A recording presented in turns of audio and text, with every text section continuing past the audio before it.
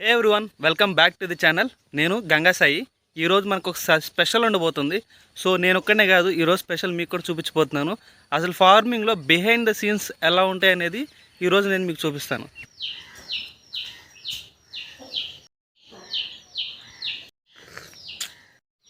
Last ఒక 45 రోజుల నుంచి అక్క దగ్గర ఉన్నావు కదా, 50 రోజుల నుంచి. అక్కకి గైస్ ఏమైందంటే, మా అక్కకి కడుపులో ఏమైందమ్మా?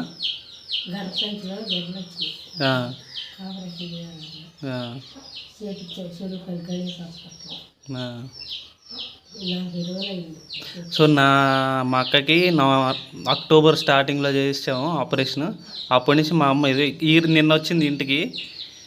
సో నాకు అమ్మ, నువ్వు ఆడికి వెళ్ళావు కదా, నువ్వు వెళ్ళిన దగ్గర నుంచి పొద్దున్నే బట్టలు ఉతుక్కోవాలి, అంటులు తవ్వాలి, ఇల్లు ఉడవాలి, ఇన్ని చేసి స్నానం చేసిన తర్వాత మళ్ళీ కూర వండాలి. ఇవన్నీ అయిపోయి కాసేపు పడుకుందాం అంటే మళ్ళా 3ంటికి లేచి అంటులు తవ్వాలి, మళ్ళీ వాకిలు ఉడవాలి, మళ్ళీ రొటీన్. అప్పుడు నాకు అర్థమైంది నువ్వు ఎంత కష్టపడుతున్నావు. పైగా నీ కూరలో నేను కానీ నాన్న కానీ వండుతున్నావు, అంత టేస్ట్ అయితే రావట్లేదు కూరలో. నువ్వు మా కోసం అన్నం వండుతున్నావు, కూరలు వండుతున్నావు, రుచిగా ఇల్లుని శుభ్రంగా ఉంచుతున్నావు, బట్టలు ఉతుకుతున్నావు. మేము ఇడిచినవి 25 ఏళ్ళ నుంచి ఏ శాలరీ తీసుకోలేదు. థ్యాంక్స్ అమ్మా, నా కోసం ఊరినే కష్టపడుతున్నందుకు. నేను కూడా ఏదో రోజు బాగా చూసుకుంటాను నిన్ను. నాకు మంచి మంచి కూరలను పెడుతున్నందుకు, అడిగిన ఇచ్చినందుకు థ్యాంక్స్ అమ్మా. నిజంగా లేడీస్ చాలా కష్టపడతారు ఇంట్లో ఉండే ఆడవాళ్ళు. నాకు అర్థమైంది 45 రోజుల నుంచి. గాయస్, ఇప్పుడు నేను మా అమ్మని తీసుకెళ్ళి నిన్న మేము ఒడ్డు పట్టామన్నమాట, ఒక 4 ఎకరాల్లో. అవి వెళ్ళి వాటిని తీసుకెళ్ళి పడుతున్నారంట. మా నాన్నేమో ట్రాక్టర్ వేసుకుని వెళ్ళాడు. మా అమ్మని అక్కడ దింపేసి, అంటే మిషన్ వాళ్ళు పట్టేస్తారు, మనం వెళ్ళపోయినా పడతారు, బట్ బేసిక్గా ఎవరినో ఒకరు ఉండాలి కదా అని చెప్పి అమ్మని అక్కడ దింపేసి నేను వేరే పొలం వెళ్ళి షెడ్ వేసి రావాలి. ఇంకా రావాల్సిన చేను ఉందన్నమాట పంట. సో ఆ చేనుకి వెళ్ళి షెడ్ వేసి వస్తాను, అమ్మని ఇక్కడ దింపేసి వెళ్తాం.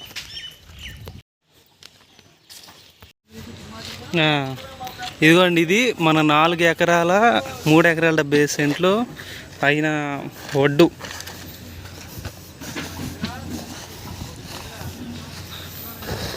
రేటు కూడా చాలా తక్కువ ఉంది. ఈరోజు 1380 రూపాయలు అంటున్నారు. గవర్నమెంట్ రేట్ 1700 రూపాయలు దాకా ఉన్నది. మా నేను వెళ్ళి వేరే చేలో షెడ్ వేసి వస్తా.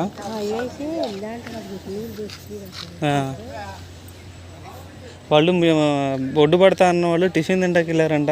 సో వాళ్ళు వచ్చేలోపు నేను వచ్చేస్తలేమా. నేను ఇంటి దగ్గర దింపానా మరి? ఆ చెట్టు కింద కూర్చో, లేదంటే సరే బాయ్ అమ్మా. గ్యాస్ పొలం అయితే వచ్చాను. ఇక్కడ చూడండి, అక్కడక్కడ పడినట్టు కనపడుతుందా మీకు? యా, ఆ చేలో మొత్తం ఈ 4 ఎకర్స్ మనీ అన్నమాట. అంటే కౌలు, రెంట్. ఇక్కడ మొత్తం ఆల్మోస్ట్ అటు ఇటుగా కొలుచుకుంటే ఒక 1/2 ఎకరం దాకా పడిపోయింది అనమాట. సో పంట చేతికి వచ్చే టయానికి ఇట్లా అవుతాయి, పడిపోవటం, వర్షం రావటం. కానీ పంట చూడండి బాగా వచ్చింది కదా.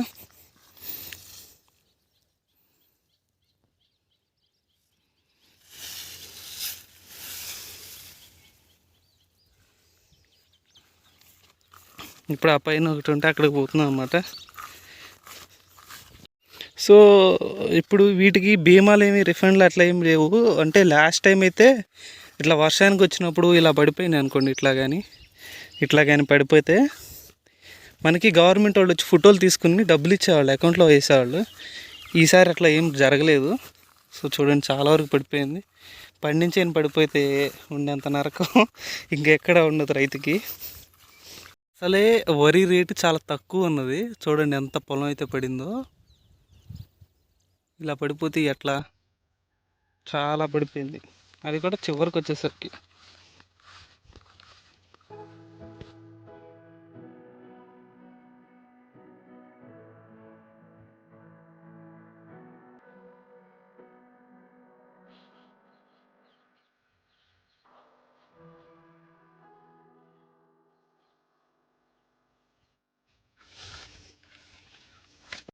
మనం ఏ పని చేసినా ఫైనల్గా వచ్చే రివార్డ్ కోసమే కదా.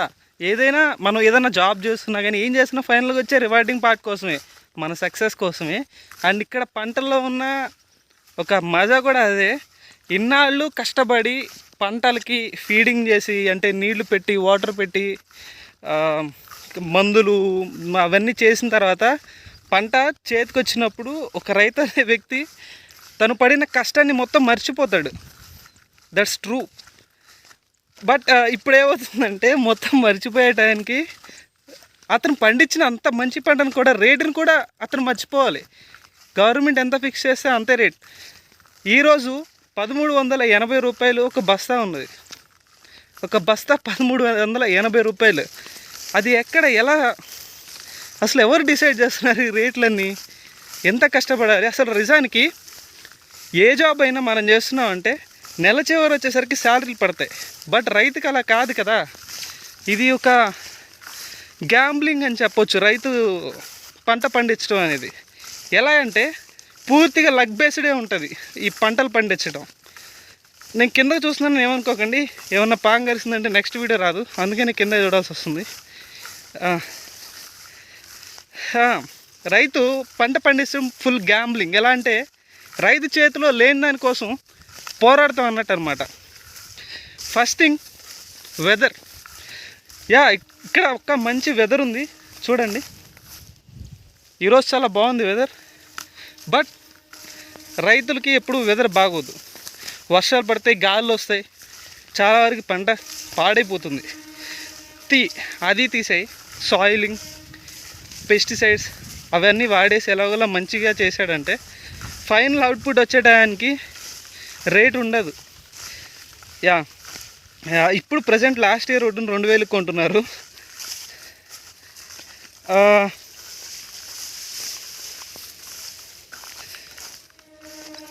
అరే అది అండి సంగతి. సో మీరు ఎక్కడో ఒక చోట వినే ఉంటారు కదా, అరే ఫార్మింగ్ చేసే వాళ్ళు ఎక్కువ సంపాదిస్తున్నారా, నేను ఐటీ ఇండస్ట్రీలో ఉండి ఎక్కువ సంపాదించట్లేదని. సో ఫార్మింగ్ అనేది ఎప్పుడు రెయిన్బో అండ్ సన్షైన్ కాదు. చూడటానికి బాగుంటానికి ఇట్స్ వెరీ హార్డ్ అనమాట. దిగితే కానీ తెలియదు. ఇప్పుడు ఉన్న మార్కెట్ని బట్టి చెప్తున్నాను. సో ఏదైనా కష్టమే. ఈజీగా ఉన్నది మొన్న మా ఫ్రెండ్ ఒకళ్ళు అడిగారు, ఈజీగా మనకు డబ్బులు వచ్చేదేముంది చెప్పండి? ఏమీ లేదు.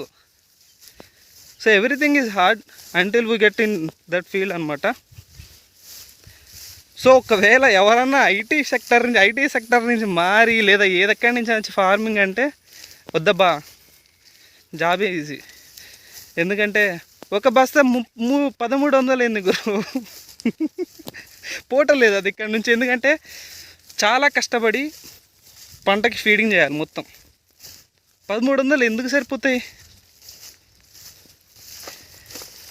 ఒక రైతు ఎప్పుడైతే ఆనందపడతాడో అదే టైంలో రైతు కన్నా ఎక్కువ లాభపడేది మాత్రం బ్రోకర్లే.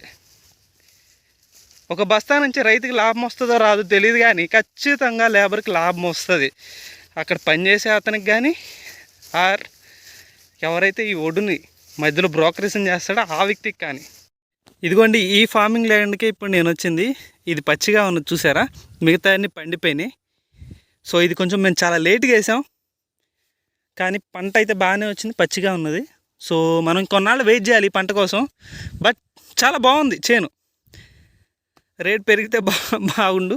ఈ చేనుకి నేను షెడ్ వేయటానికి వచ్చాను. ఆ షెడ్ యాక్చువల్గా నేను ఏమైందంటే, నేను ఈ షెడ్కి వచ్చాను. సో ఈ చేలో నీళ్ళు లేవని చెప్పి ఈ షెడ్లో మోటార్ వేసాను నేను. నీళ్ళు రావటం లేదు. అరే యార్, నిన్న దాంట్లో కొన్ని చిన్న చిన్న చేప పిల్లలు ఉన్నాయి, దాని ఇంకా చూస్తూ కూర్చున్నా. ఇక్కడున్న వాటర్ మొత్తం తీసి షెడ్లో పోసా, అయినా రాలేదు. మా నాన్నగారికి ఫోన్ చేసి అడిగితేనేమో దీంట్లోంచి కొంచెం బురదేయమన్నాడు. కొంచెం అని చెప్పి నేను కిలో బురదేసాను. ఇది తిరుగుతుంది కానీ వాటర్ రావట్లేదు. సో మనం దీన్ని ఓడ తీయాల్సి వస్తుంది రేపు, చూడాలి. సో ఈలోపు మేము అక్కడున్న ఒక షెడ్ ఉంది కదా, ఆ షెడ్లోంచి వాటర్ ఈ చేనుకి పెడదామని చెప్పి వచ్చాను. ఇంకోసారి ట్రై చేద్దాం, తప్పే ఉంది, ట్రై చేద్దాం, వస్తే మంచిదే కదా. ఇక్కడ ఈ చేను కూడా పడిపోయింది.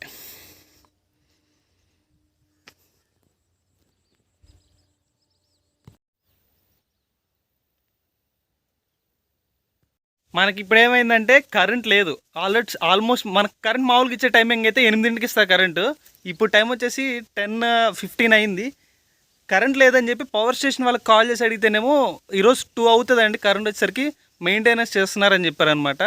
సో ఈ ట్యూబ్ నేను ఇంకా కట్టి పక్క చేలే, అదే మా చేలో వేసేయాలి. మాకు ఎవరైతే మోటార్ వాడుకోమని ఇచ్చారో వాళ్ళ చేను ఆల్మోస్ట్ ఎండిపోయింది, అంటే అయిపోయింది, వాళ్ళు కోసే స్టేజ్లో ఉన్నారు. ఇక అక్కడ వేసేద్దాం పవర్ బటన్ ఎన్నిసార్లు నొక్కినా రావటం లేదు. ఏంటండి పవర్ రావట్లేదు అని చెప్పి పవర్ స్టేషన్కి కాల్ చేస్తే ఇట్లా సమ్ మెయింటెనెన్స్ ఉంది ఆఫీస్లోని మాకు, అందుకని ఈరోజు పవర్ అయితే రావటానికి 2 అవుతుందని చెప్పాడు. లేదు, సో మనకు అన్నీ కలిసి వస్తున్నాయి. ఇంకేం చేస్తా, వేసేసి ఈ ట్యూబ్ దానికి తగిలిచ్చేయాలి. ఇదిగోండి ఈ ట్యూబు ఆ షెడ్కి తగిలిచ్చేసి ఆ పొలంలో వేసేసి నేను ఇంటికి వెళ్తాను. ఐ మీన్ ఎక్కడికంటే అమ్మ ఎక్కడైతే దింపొచ్చాను కదా గుడి దగ్గర, అమ్మని తీసుకెళ్ళి ఇంటి దగ్గర దింపేసి నేను మళ్ళీ గుడి దగ్గర కూర్చోవాలి. ఎన్ని అవుతాయి అవన్నీ చూసుకోవాలి. ఇవన్నీ పట్టేశారు, పొలం పట్టేసిన తర్వాత ఇక